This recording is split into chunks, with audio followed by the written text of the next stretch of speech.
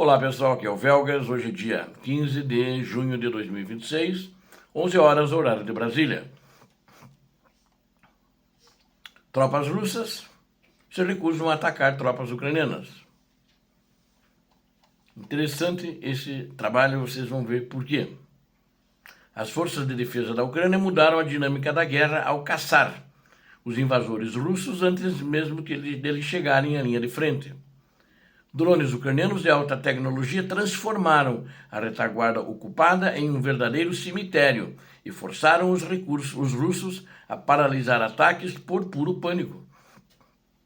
Soldados russos estão desobedecendo ordens do comando e se recusando a marchar para o combate direto na região norte. Norte é lá, Kharkiv, Sumi, aquela região lá. Aproveitando o colapso do moral dos inimigos russos, as contraofensivas precisas ucranianas limparam faixas estratégicas da fronteira e recuperaram vilas muito importantes. Inscreva-se no canal agora mesmo para acompanhar dados reais, fatos verdadeiros da superioridade tática e da inteligência da Ucrânia. Deixe aqui o seu like, ajude o canal, fortaleça o canal, deixando o like para apoiar esse projeto de divulgar a verdade do que acontece no teatro de operações ucraniano e faça seus comentários, mas também compartilhe com suas redes sociais, é muito importante, e você assim também fortalece mais ainda o canal. Conto com vocês.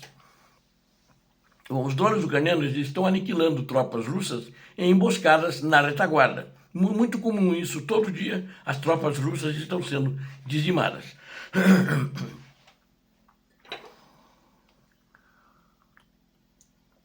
E o que acontece é que muitos soldados russos morrem muito antes de chegarem à chamada zona de abate, ou seja, a zona da morte tradicional no fronte ucraniano. O porta-voz do Grupo de Forças Conjuntas da Ucrânia, Viktor Tregubov, ele anunciou os dados em uma entrevista oficial recente. Ele explicou detalhadamente as táticas aplicadas para combater as tentativas constantes de infiltração da infantaria russa. A atividade dos drones ucranianos está tão intensa que a cobertura vegetal natural perdeu totalmente a sua utilidade de camuflagem. Os sistemas de varredura eletrônica encontram qualquer movimento inimigo escondido nas matas, nas moitas, e na vegetação, ou mesmo em trincheiras desprotegidas. Os ataques ucranianos estão sendo realizados com eficácia cirúrgica, diretamente sobre as posições de alojamento das tropas. Principalmente quando elas estão se concentrando, muitas vezes as tropas russas elas vão para os vilarejos, mas lá tem construções que estão todas arrebentadas. Mas o que ela faz? Ela vai nesses vilarejos e procura nos porões e tal, esconder sua tropa, e assim mesmo os equipamentos eletrônicos detectam os russos naqueles porões.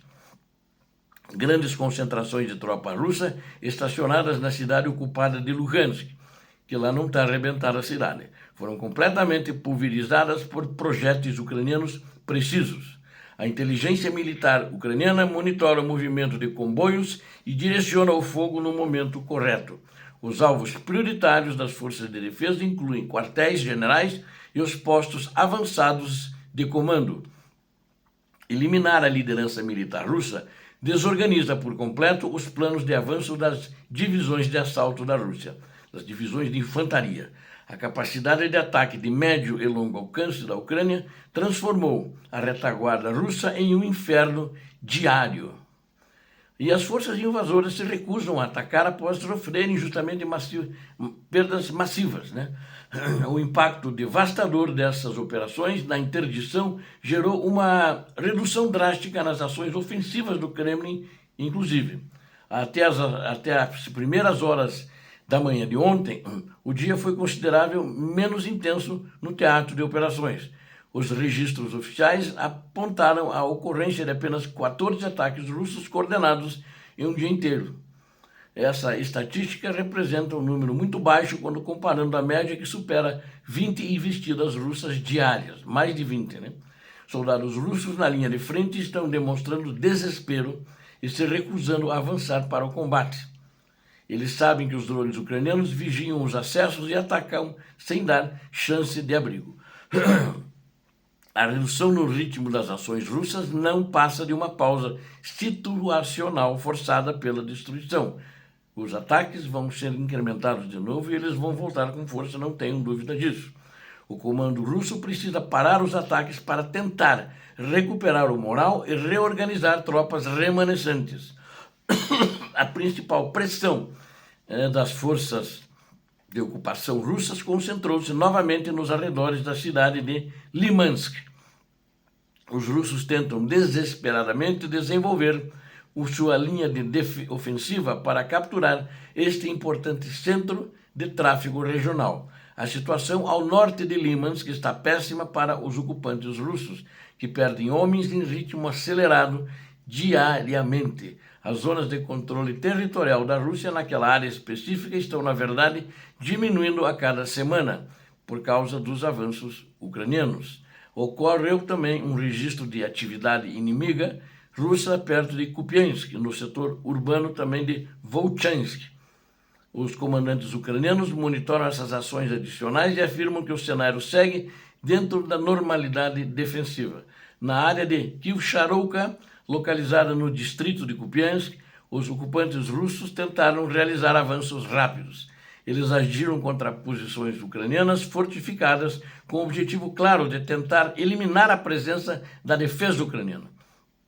Apesar do uso massivo de blindados, os russos não conseguiram se manter no terreno conquistado e recuaram, e os seus blindados foram todos destruídos.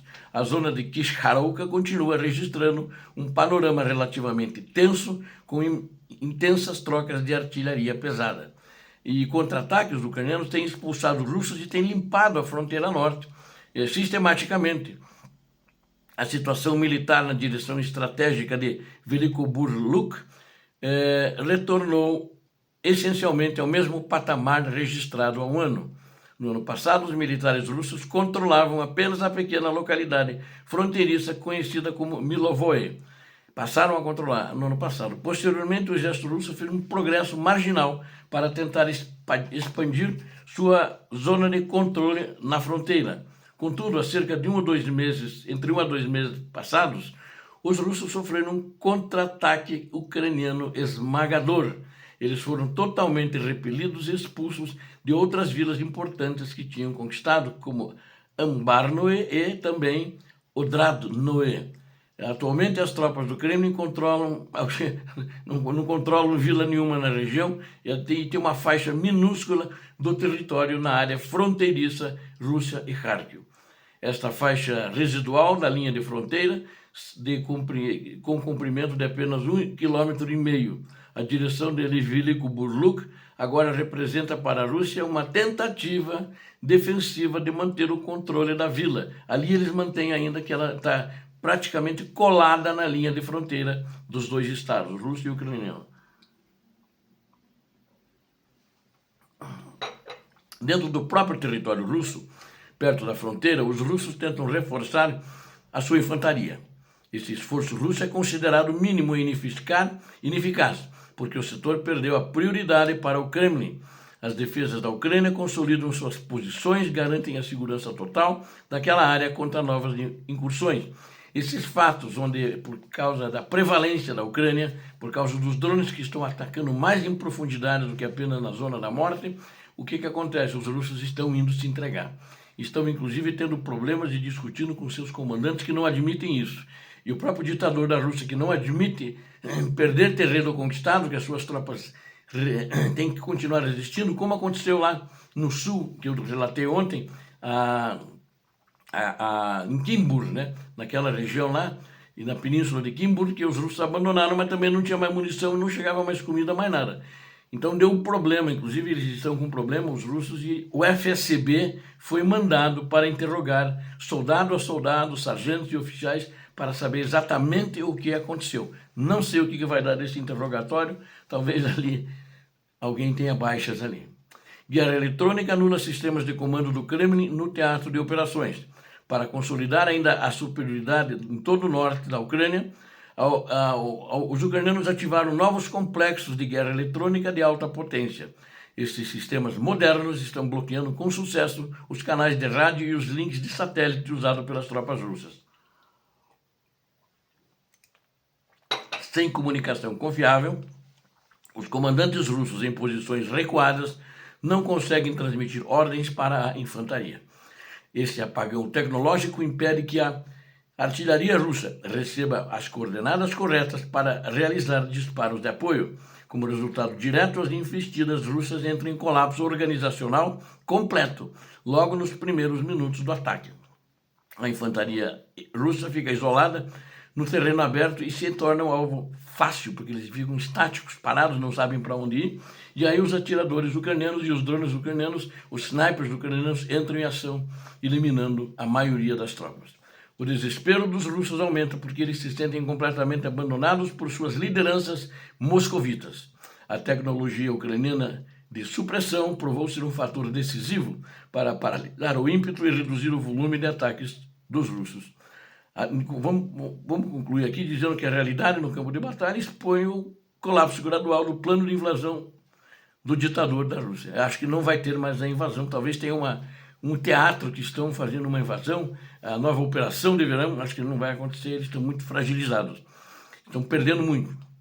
As forças armadas da Ucrânia demonstram superioridade tática ao usar drones de inteligência para aniquilar os russos. E o fato de os russos desobedecerem ordens, se recusarem a atacar e vão se entregar para a Ucrânia, é que a resistência ucraniana quebrou o moral da tropa russa. Nos setores de Limansk, Kupiansk e Velikorbulk, a Ucrânia recuperou o controle territorial e empurrou os invasores de volta para a linha de fronteira, ou seja, a Ucrânia segue firme na defesa soberana de seu território, destruindo a estrutura militar russa, o moral das tropas e a vontade de lutar. Os caras querem ir embora. E como não podem ir embora, senão serão presos, muitos vão se entregar como prisioneiros da Ucrânia. Obrigado a vocês que assistiram esse vídeo, conto com vocês. Preciso de vocês para fortalecer o canal. Não esqueça, eu dou a verdade para vocês, dou a informação quentíssima. Me retornem se inscrevendo, dando like e compartilhando. E também façam seus comentários, conto com vocês. Peço a Deus que abençoe a todos vocês, a Deus que abençoe a Ucrânia, a Deus que abençoe o Brasil. Paz e bem, paz para toda a humanidade. Muito obrigado.